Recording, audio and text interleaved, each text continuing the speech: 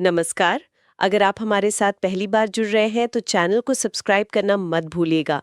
आज हम बात कर रहे हैं विक्रम सोलर के आने वाले आईपीओ पर। ये कंपनी भारत की सोलर पैनल बनाने वाली काफ़ी बड़ी कंपनियों में से एक है। हमारे पास है इनका रेड हेरिंग प्रोस्पेक्टस आरएचपी जिसे कहते हैं 12 अगस्त 2025 का। तो देखते हैं कि क्या ये आईपीओ निवेशकों के लिए अच्छा मौका है या इसमें कुछ ऐसी बातें हैं जिन पर ध्यान देना ज़रूरी है। चलिए इसी की गहराई से पड़ताल करते हैं। तो सबसे पहले शुरू करते हैं, ये विक्रम सोलर आखिर करती क्या है? देखिए, इनका जो मेन काम है वो है सोलर फोटोवोल्टिक मॉड्यूल बनाना। आसान भाषा में कहें तो सोलर पैनल। और आरएचपी के हिसाब से इनकी जो इंस्टॉल्ड कैपेसिटी है वो करीब 4.5 गीगावाट सालाना है। 4.5 गीगावाट? अच्छा। हाँ, काफी बड़ी कैपेसिटी है। और ये अलग अलग टेक्नोलॉजी पर काम करते हैं, जैसे मोनोपर्क तो है ही जो कॉमन है, साथ में एन टाइप और एचजेटी जैसी नई टेक्नोलॉजी भी है इनके पास। और सिर्फ पैनल ही नहीं, इन्होंने ईपीसी सर्विसेज भी दी हैं, मतलब पूरा सोलर प्लांट लगाना। और ओएनएम सर्विसेज भी, यानी प्लांट का ऑपरेशन और मेंटेनेंस? अच्छा, तो ये सिर्फ भारत तक ही सीमित है या इनका काम बाहर भी फैला है? क्लाइंट्स कौन है इनके बड़े? नहीं नहीं, ग्लोबल प्रेजेंस है इनकी। हम्म। आरएचपी बताता है कि मार्च 2025 तक इन्होंने 39 देशों में सप्लाई किया है। वाओ। हाँ। और अगर भारत में देखें तो इनके बड़े कस्टमर्स में NTPC, NLC India, Adani green, JSW energy, ये सब बड़े नाम शामिल हैं। ओके, तो कारोबार तो काफी फैला हुआ लगता है, लेकिन फाइनेंशियल्स कैसे हैं? मतलब कमाई वगैरह कैसी चल रही है कंपनी की? हाँ, वो एक अहम सवाल है। पिछले 3 फाइनेंशियल ईयर्स देखें, मतलब FY23 से FY25, तो ऑपरेशन से रेवेन्यू लगातार बढ़ा है। करीब 20,732 मिलियन से बढ़कर 34,234 मिलियन तक पहुंच गया है। अच्छा खासा जंप है ये तो। बिल्कुल। और इसी पीरियड में प्रॉफिट आफ्टर टैक्स मतलब पीएटी वो भी काफी तेजी से बढ़ा है। 145 मिलियन से बढ़कर लगभग 1,398 मिलियन हो गया है। 145 मिलियन से करीब 1,400 मिलियन। ये तो बहुत बड़ा उछाल है मुनाफे में। लेकिन कंपनी पर कर्ज कितना है? अक्सर इस सेक्टर में कर्ज ज्यादा होता है।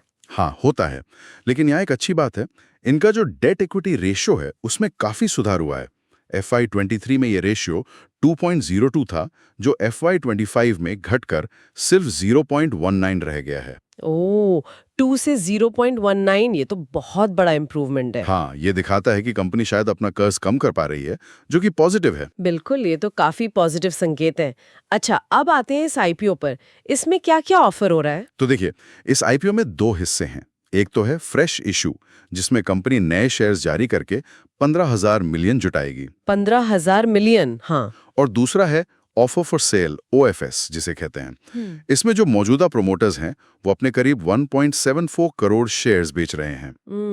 और हाँ, कर्मचारियों के लिए भी 100 मिलियन तक के शेयर रिजर्व रखे गए हैं। ठीक है। और ये जो 15,000 मिलियन फ्रेश इशू से आएंगे, इस पैसे का कंपनी करेगी क्या? इसका बड़ा हिस्सा, मतलब मेजॉरिटी पैसा, वो इनकी एक सब्सिडियरी है, VSL green power private limited. Okay. उसमें कैपिटल एक्सपेंडिचर के लिए इस्तेमाल होगा, मतलब अपनी मैन्युफैक्चरिंग कैपेसिटी बढ़ाने के लिए जो फेज 1 और फेज 2 प्रोजेक्ट्स हैं उनके लिए।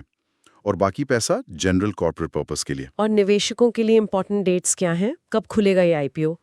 ये ऑफर खुलेगा 19 अगस्त 2025 को और बंद होगा 21 अगस्त 2025 को। और लिस्टिंग BSE और NSE दोनों पर होगी। ठीक है। तो ग्रोथ अच्छी दिख रही है, कर्ज कम हुआ है, आईपीओ से एक्सपेंशन का प्लान भी है। लेकिन हर सिक्के का दूसरा पहलू होता है। रिस्क क्या है यहाँ? निवेशकों को किन चीजों पर गौर करना चाहिए? बिल्कुल, रिस्क समझना बहुत जरूरी है। पहला, जैसा मैंने कहा, इनका लगभग सारा रेवेन्यू FY25 में 98% से ज्यादा सिर्फ सोलर PV मॉड्यूल बेचने से आता है। तो इस एक सेगमेंट पर बहुत ज्यादा निर्भरता है। मतलब डाइवर्सिफिकेशन कम है। हाँ, दूसरा और ये शायद ज्यादा बड़ा पॉइंट है, वो है कस्टमर कॉन्सेंट्रेशन। FY25 में इनके टॉप 10 कस्टमर्स से ही लगभग 89% रेवेन्यू आया। 88% से ज्यादा सिर्फ 10 क्लाइंट्स से? हाँ, 88.72%। तो अगर कोई बड़ा क्लाइंट हाथ से निकल गया तो सीधा असर पड़ेगा बिजनेस पर। ये तो बहुत बड़ा रिस्क फैक्टर है। और इसके अलावा टेक्नोलॉजी का रिस्क है। हाँ। सोलर इंडस्ट्री बहुत तेजी से बदल रही है ना? नई टेक्नोलॉजी आ रही है, एफिशिएंसी बढ़ रही है, तो कंपनी को लगातार अपडेट रहना पड़ेगा। फिर सरकारी नीतियां हैं, जैसे ALMM का नियम या इंपोर्ट ड्यूटी में बदलाव, इनका बहुत बड़ा असर पड़ता है। हाँ, सरकारी पॉलिसीज तो इस सेक्टर के लिए बहुत मायने रखती हैं। बिल्कुल। और कच्चे माल के लिए चीन और साउथ ईस्ट एशिया पर निर्भरता भी एक रिस्क है। सप्लाई चेन में कोई दिक्कत आई तो मुश्किल हो सकती है। और एक बात और, कंपनी और उसके कुछ डायरेक्टर्स, प्रमोटर्स पर कुछ लीगल केस भी चल रहे हैं। उनका क्या नतीजा होगा वो भी देखना बाकी है। ओके। अच्छा, कंपनी को चला कौन रहा है? मैनेजमेंट में कौन लोग हैं? प्रमोटर्स में ज्ञान चौधरी, उनका फैमिली ट्रस्ट और विक्रम कैपिटल मैनेजमेंट शामिल हैं। कृष्ण कुमार मस्कारा अभी अंतरिम सीईओ हैं। बोर्ड में अनुभवी लोग हैं, इंडिपेंडेंट डायरेक्टर्स भी हैं। ठीक है। आखिर में जरा पूरे सोलर इंडस्ट्री की बात कर लेते हैं। भारत में इसका क्या माहौल है, क्या स्कोप दिख रहा है? देखिए, भारत का सोलर सेक्टर तो बहुत तेजी से ग्रो कर रहा है। मार्च 2025 तक ही करीब 106 गीगावाट इंस्टॉल्ड कैपेसिटी हो चुकी थी। हाँ, सरकार का भी काफी फोकस है इस पर। बिल्कुल। सरकार की जो स्कीम्स हैं, जैसे पीएलआई स्कीम मैन्युफैक्चरिंग बढ़ाने के लिए, या फिर वो पीएम सूर्य घर मुफ्त बिजली योजना, इन सब से काफी बूस्ट मिल रहा है। लेकिन हाँ, कंपटीशन भी बहुत तगड़ा है। वारी एनर्जीज है, अडानी सोलर है, और भी कई प्लेयर्स हैं। सही बात है। हाँ, लेकिन एक पॉजिटिव चीज ये हो सकती है कि जो ग्लोबल ट्रेंड है चाइना +1 का, उससे शायद भारतीय मैन्युफैक्चरर्स को फायदा मिले। कंपनियां चीन के अलावा दूसरे देशों से भी खरीदना चाह रही हैं। ये एक अवसर हो सकता है। हो सकता है। तो संक्षेप में कहें तो विक्रम सोलर एक बड़ी भारतीय सोलर कंपनी है। हाल का फाइनेंशियल ट्रैक रिकॉर्ड अच्छा है और आईपीओ से विस्तार की योजना भी है। लेकिन जैसा आपने बताया, कुछ बड़े रिस्क भी हैं, खासकर क्लाइंट कंसंट्रेशन, टेक्नोलॉजी में बदलाव और सरकारी नीतियां। इन पर निवेशकों को जरूर ध्यान देना होगा। सही कहा।